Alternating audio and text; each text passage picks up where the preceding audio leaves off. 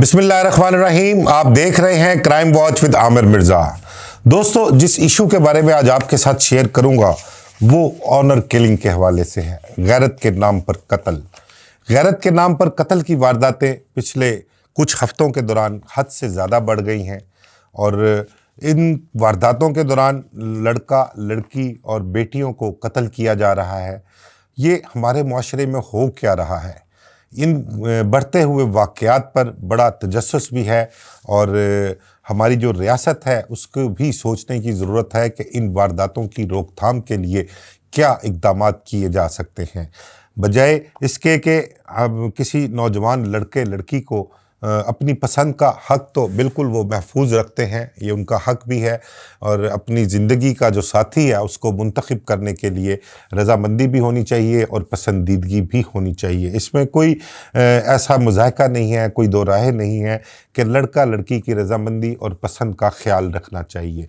ये हमारे अपना इस्लाम में भी इस चीज़ की इजाज़त है। हमारे नबी पाक सल्लल्लाहु अलैहि वसल्लम ने बीबी फ़ातिमा सलामुल्लाह अलैहा की जब अपना शादी का वक्त आया था तो उन्होंने भी अपनी बेटी फ़ातिमा ज़हरा से उनकी रज़ामंदी जो है वो पूछी थी।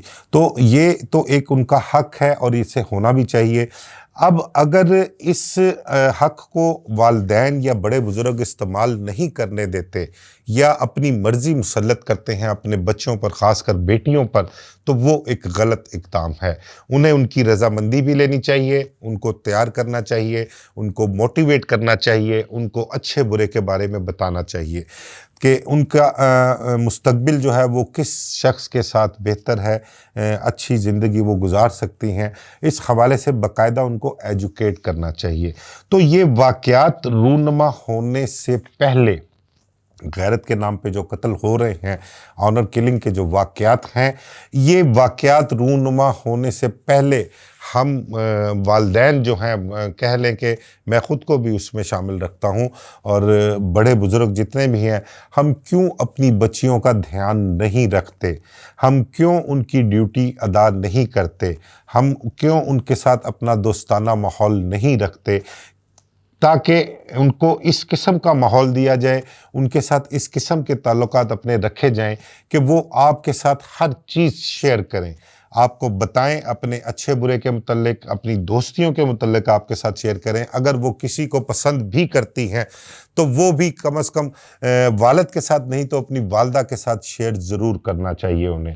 और अगर वालिदैन समझते हैं कि वो लड़का जिसे उनकी बेटी पसंद करती है वो उसके लिए मुवाफ़िक नहीं है, उसके मुस्तक़बिल के लिए अच्छा नहीं है, तो उसको प्यार से, मोहब्बत से, दलाइल से उसको समझाएं, उसको सीधे रास्ते की तरफ लेके आएँ, ना कि उस पर सख्ती करें, उसको डांटें, मारें, पीटें, तशद्दुद करें, घर में कैद करें, जिससे वो उसका जहन बागी हो और वो बगावत पर उतर आए और घर से भाग कर शादी करे। तो इसमें सबसे पहला किरदार जो है वो हमारा जो घर के बड़े बुज़ुर्ग, ख़ासकर वालिदैन जो हैं, सबसे अहम किरदार उनका है कि इस किस्म के वाक़यात की रोकथाम के लिए पहला किरदार उनको अदा करना पड़ेगा। सेकेंडली, रियासत जो है उसको इसके हवाले से कुछ ऐसे इक़दामात करने चाहिए, एक कोई ऐसा इदारा बनाया जाए जो कि बच्चों को, बच्चियों को, उनके पेरेंट्स को मोटिवेट करे, उनको एजुकेट करें, उनको तालीम दें कि किस तरह से इस किस्म के सिचुएशन से निकला जा सकता है, इस किस्म की सिचुएशन को हैंडल किस तरह किया जा सकता है। ये कोई तरीका नहीं है कि ऐसा कोई वाक़या किसी फैमिली में पेश आ जाए या इस किस्म का वाक़या रूनुमा हो रहा हो तो उसका कत्ल ये हल नहीं है कि किसी की जान ले ली जाए, अपनी बच्ची की और किसी के लड़के की जान ले ली जाए, उन्हें कत्ल कर दिया जाए। कुछ वाक़यात पिछले हफ्ते में पेश हुए हैं जो मैं आपके साथ शेयर करता हूँ। 3-4 हफ्ते पहले एक वाक़या कान्हा के इलाके में पेश आता है। ये एक राइडर है, पीर मोहम्मद इसका नाम है, अंदरून शहर का ये रिहायशी था। इनकी कोई दूर करीब की एक रिश्तेदार लड़की थी, नफीसा उसका नाम था। तो ये अपना पीर मोहम्मद के बारे में आपके साथ शेयर करूं कि इसके बारे में जो बताया गया है कि ये कुछ पोलियो का शिकार रहा है बचपन में। ये अपने एक पैर से जो था ना वो माजूर था, इसका कोई पैर सही तरीके से जो है वो नहीं चल सकता था, ये थोड़ा लंगड़ा कर चलता था। लेकिन पीर मोहम्मद और नफीसा एक दूसरे को पसंद करना शुरू कर दिया इन्होंने। और बताया गया है कि इन्होंने कोई कोशिश भी की कि घर वाले जो हैं इनके आपस में इनका कोई रिश्ता हो जाए, इनकी शादी हो जाए, लेकिन वो कामयाबी नहीं हो सकी। अहले खाना ने मुखालफत की, जिसके बाद इन्होंने फैसला किया कि ये दोनों घर से भाग जाते हैं, भागकर कोर्ट मैरिज कर लेते हैं। और कान्हा के इलाके में लड़की नफीसा बादामी बाग की रिहायशी बताई गई है, और ये जो पीर मोहम्मद है ये अपना अंदरून शहर का रिहायशी था। ये घर से भाग के जाते हैं, कोर्ट मैरिज कर लेते हैं और कान्हा के एक इलाके में जाकर रिहाइश इख्तियार कर लेते हैं, वहाँ पर किराए का मकान ले लेते हैं। तो इसका जो रोज़गार था वो ये राइडर था, मोटरसाइकिल पे जो है वो अपना बाइकिया का काम करता था ये।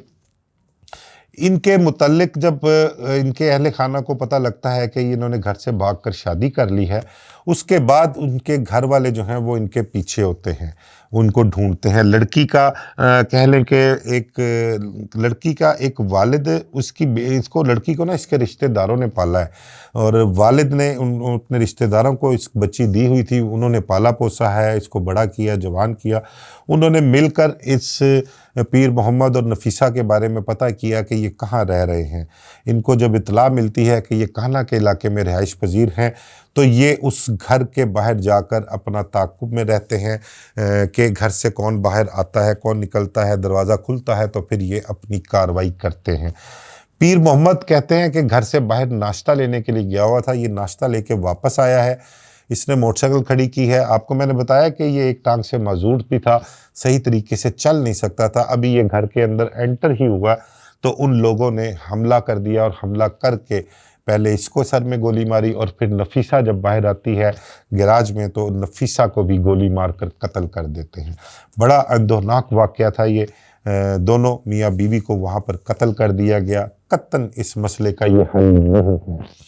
इसी तरह एक वाक़या पेश आता है बागबानपुरा में। अब वहाँ पर गैरत जो है वो कहाँ जागती है। चले पेरेंट्स तो हो गए, भाई बाप हो गए, कज़न हो गए। अब ये एक ऐसा अनोखा वाक़या है कि एक शख्स, खातून बागबानपुरा की रिहायशी है, ज़ैनब उसका नाम है।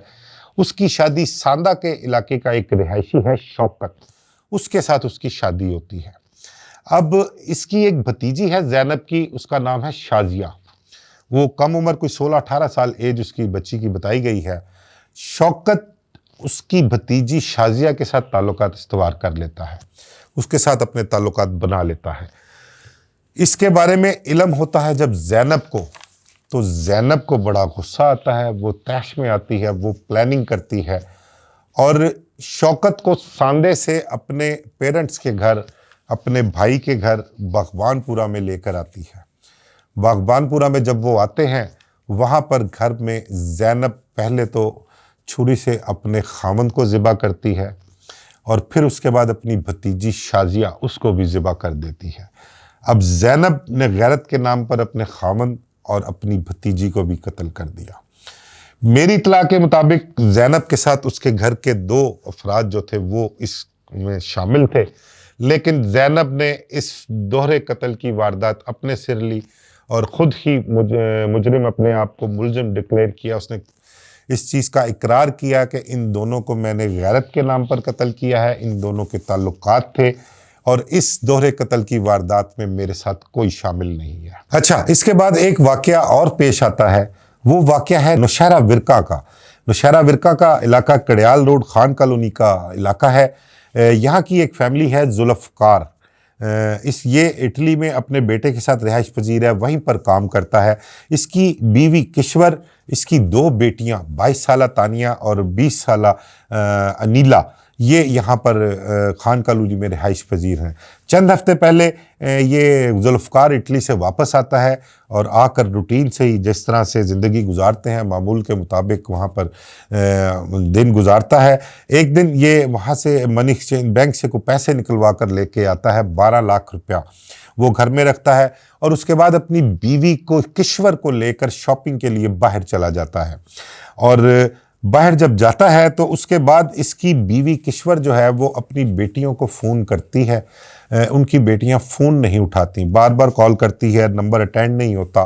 तो वो किश्वर जो है अपने मोहल्ले के एक शख्स को फ़ोन करती है और कहती है कि ज़रा हमारे घर जाकर देखना, पैगाम देना बच्चियों को, वो फ़ोन अटेंड नहीं कर रही। वो जाता है, देखता है कि दरवाज़ा घर का खुला हुआ है।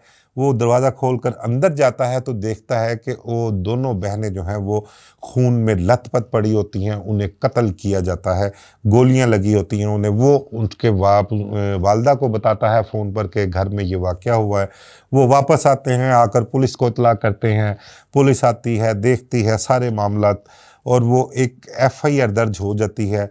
वो 12 लाख रुपया और कुछ गैर मुल्की करेंसी और कुछ चीज़ें घर से गायब होती हैं। वो चीज़ें जब घर से गायब होती हैं तो एक डकैती का आंसर जो है वो सामने आता है। एक डकैती के दौरान दोहरे कत्ल का मुकदमा दर्ज कर लिया जाता है। पुलिस तफ्तीश में लग जाती है और आहिस्ता आहिस्ता जब तफ्तीश चलती है और पुलिस कड़ियाँ मिलाना शुरू होती है तो पता लगता है कि ये डकैती के दौरान कत्ल की वारदात नहीं है, बल्कि इन दोनों बहनों को गैरत के नाम पर कत्ल किया गया है। ये वाक़या ऑनर किलिंग का है। अब ऑनर किलिंग का वाक़या किस तरह से है कि जुल्फ़कार की जो बड़ी बेटी तानिया थी, उसके मुतल्लिक ये बात सामने आती है कि उसने कोई 2-3 माह पहले अपनी पसंद की शादी कर ली थी, किसी लड़के से कोर्ट मैरिज की थी। और दूसरी बेटी अनीला, उसके भी मामलात कुछ बाहर ऐसे थे, वो भी किसी को पसंद करती थी। और इस कोर्ट मैरिज में, बड़ी बहन की कोर्ट मैरिज में, उसने उसकी मुकम्मल मुआवनत की थी। उसको बहुत समझाया उसके पे वालिदा ने, लेकिन वो नहीं मानी और उसने अपनी माँ बाप की इज्जत को रोलते हुए एक ये इकदाम उठा लिया। इसका वालिद इटली से आया ही इसीलिए था, इसी मकसद के लिए था, प्लानिंग कर कर आया था। और आकर उन्होंने किया क्या कि दोनों बहनों को कत्ल कर दिया। मियाँ बीवी ने कत्ल करने के बाद ये सारा डकैती का ड्रामा रचाया। अब एक इतला ये भी आई है कि जो इसकी बीवी जुल्फ़कार की किश्वर है, किश्वर ने इन दोनों बेटियों के कत्ल का इल्ज़ाम अपने सर लिया है और कहा है कि इसमें मेरे खामन का कोई कसूर नहीं है, वो उसका कोई ताल्लुक नहीं है, वो इस जुर्म में शामिल नहीं है। लेकिन पुलिस अफसरान का कहना है कि हमारी तफ्तीश के मुताबिक दोनों मियाँ बीवी की प्लानिंग का ये नतीजा है और उस दोनों ने मिलकर इन दोनों बहनों को कत्ल किया है। इसी तरह से एक वाक़या कुछ अर्सा पहले मांगा मंडी में भी पेश आया था। वहाँ पर एक राइडर था, डिलीवरी बॉय था। वो किसी जगह पर एक डिलीवरी के लिए जाता है तो वहाँ पर जो एक खातून खाना होती है उसके साथ उसके ताल्लुकात हो जाते हैं। उस खातून का नाम आमना था, बड़ा मशहूर व मारूफ केस था ये भी।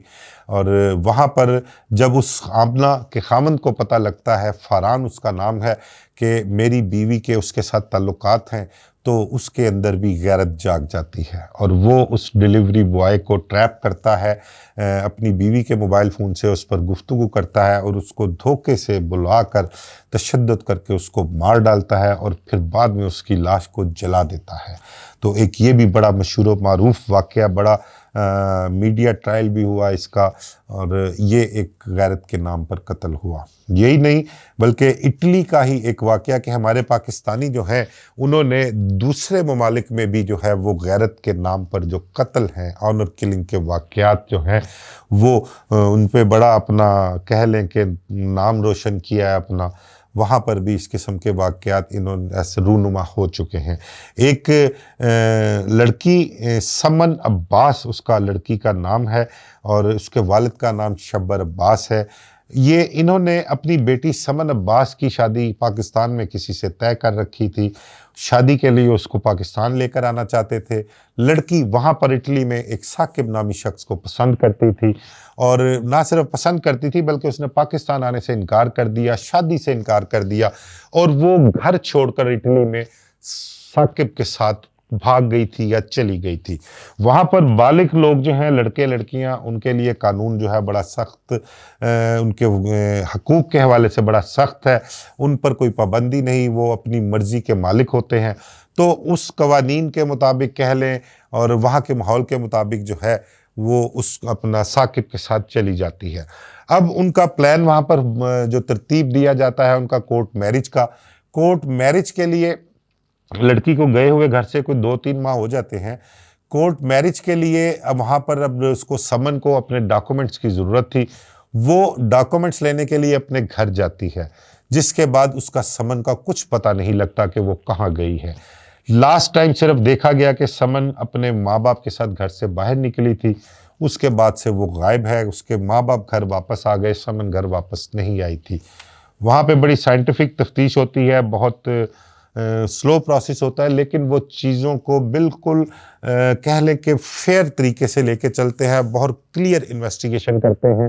और जैसे कहते हैं ना कि छान के, हर चीज़ को छान के फिल्टर करके तो फिर जो है वो नतीजे पर पहुंचते हैं। और उनकी तफ्तीश कह लें, उनके जो नताइज होते हैं वो बिल्कुल प्योर होते हैं। उन्होंने कई माह तक तफ्तीश की, उसको ढूंढते रहे, समन को नहीं मिली। फिर कोई जाके 3-1 माह बाद पता लगता है, कोई शवाहिद मिलते हैं उनको तफ्तीश में, वो पता लगता है कि इसको जो है कत्ल किया गया है। अच्छा, इसको समन को जो अगवा होने के बाद जब ये गायब होती है तो इसके जो माँ बाप हैं ना, शब्बर अब्बास और इसकी बेबी, ये पाकिस्तान आ जाते हैं, वहाँ से भाग के वापस नहीं जाते। तो उस केस में फिर इंटरपोल से रब्ता किया जाता है। इंटरपोल के ज़रिए शब्बर अब्बास को यहाँ से गिरफ्तार करके इटली ले जाया जाता है। और उसकी जो वालदा है समन की, उसका वो गिरफ्तार नहीं होती, वो रूपोश हो जाती है, वो काबू नहीं आती। इसको ले जाते हैं, वहाँ ले जाकर केस चलता है। समन की लाश रिकवर करते हैं। फिर ये बताता है तफ्तीश के दौरान कि उसको कहाँ पर दफनाया है। तो उसकी बाकियात जो हैं समन की, वो वहाँ से फिर बरामद होती हैं, उसका पोस्टमार्टम कराया जाता है। शब्बर अब्बास, इसके 2 भतीजे और एक इसका भाई दानिश, ये वहाँ पर गिरफ्तार होते हैं। उनसे तफ्तीश होती है, केस चलता है। इसको शब्बर अब्बास को सज़ा होती है, कहते हैं सज़ाए मौत होती है इसको। और जो चचा है उसको 14 साल की सज़ा होती है, जबकि इसके जो भतीजे हैं उन्हें बरी कर दिया जाता है। तो ये एक ऑनर किलिंग का वाक़या पाकिस्तानियों ने जो इटली में सर अंजाम दिया, ये वहाँ पर भी गैरत के नाम पर जो है वो कत्ल करने से बाज नहीं आते। इसी तरह अभी पिछले दिनों, चंद हफ्तों पहले ही की बात है, एक बहुत मशहूर व मारूफ टिकटॉकर थी आयत मरियम। लाहौर में उसका मर्डर हुआ था। उसका खामन गालबन असद नाम था उसका। उसने पसंद की शादी की थी, दोनों टिकटॉकर थे, सोशल मीडिया पर इनकी दोस्ती हुई थी। आयत मरियम पहले से शादीशुदा थी, उसका एक बेटा भी था।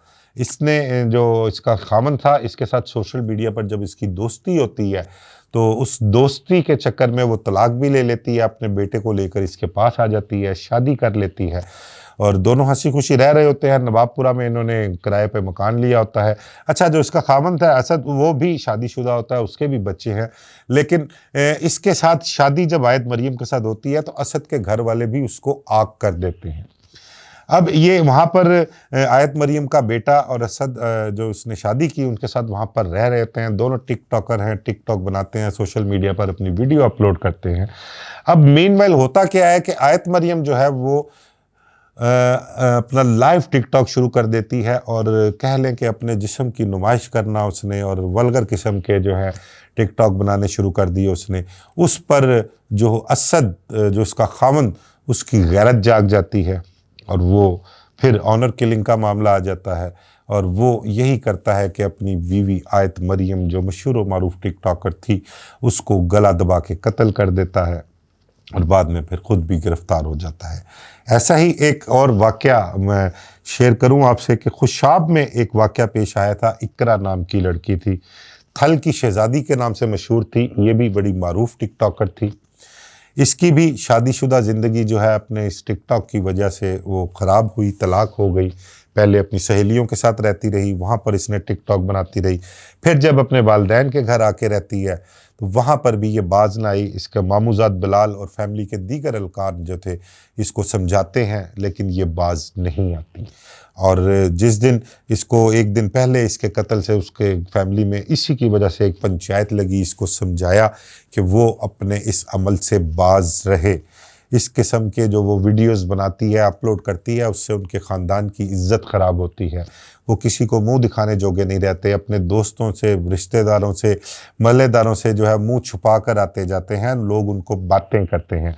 लेकिन अगले ही रोज़ उसने फिर कोई अपलोड किया वीडियो और वो बाज ना आई, तो उसका कज़न बिलाल जो है वो घर आता है और सोते में उसको 8 गोलियां मारता है और एक गोली बताया कि उसके चेहरे पर भी उसने मारी थी।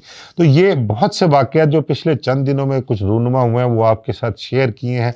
ये वाक़यात हमारे माशरे में बढ़ते जा रहे हैं। ये तो चंद एक चीदा-चीदा वाक़यात हैं जो मैंने आपसे शेयर किए, और भी बेशुमार वाक़यात हैं। वो टाइम काफ़ी हो जाएगा, लंबा हो जाएगा अगर मैं सारे आपके साथ शेयर करूँगा।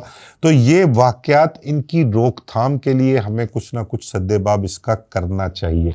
हम सबको माशरे में रहने वाले तमाम लोग जो हैं, हमें इसका कोई ना कोई हल निकालना चाहिए। इसके मुतल्लिक़ हमें सीरियस होकर सोचना चाहिए। अपने बच्चों को किस तरह से हम इन वाक़यात की भेंट ना चढ़ने दें, हमें इसके मुतल्लिक़ कोई लाहेमल इख्तियार करना चाहिए। पहली ज़िम्मेदारी मैंने आपसे पहले भी शेयर किया कि हमारे जो पेरेंट्स हैं, हमारे जो घर के बड़े बुज़ुर्ग हैं, उनकी है, उसके बाद रियासत की ज़िम्मेदारी आती है।